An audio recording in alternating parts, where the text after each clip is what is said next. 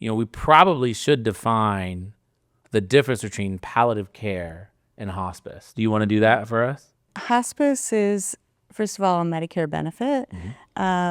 It is for people who are terminally ill with a prognosis of 6 months or less.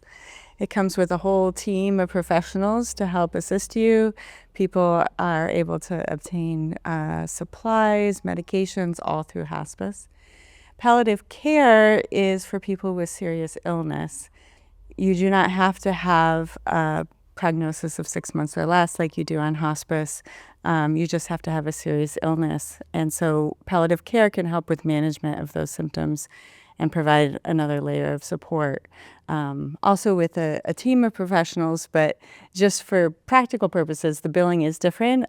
Individual providers are billing individually, so if you have straight Medicare, you're still paying the 20%, which I like to tell that difference because a lot of people think about just staying on palliative care because they get used to their team or they're afraid of the word hospice. There's a lot of fear.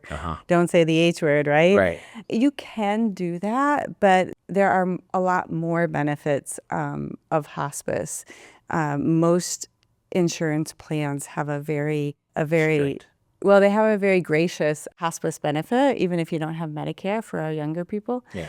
And so you really don't have to spend all this money on supplies, which a lot of our older adults really are living on these fixed incomes. And so I do like to talk about the costs as it's something that isn't talked about too much. But palliative care is for anyone with a serious illness that needs some help with managing those symptoms and wants that support.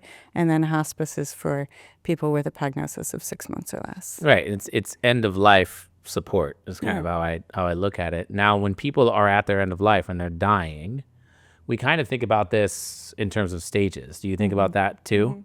How do you look at the stages towards the end of life? Do you do the pre-active or active stage? Like, is that how you communicate with family members? Well, our hospice team uses the PPS score, which is an indicator of a person's functioning. And so sometimes I'll actually use that with families to kind of walk them through because people like numbers and stats and stuff. What's PPS stand for again? Personal performance scale. Okay. And so it really is about, is this person working, walking, active? Is that now limited? Do they now need help with meals? And so it kind of goes down from 100 to 10. And so that's also an indicator that we use in hospice to kind of tell us how close a person is to end of life.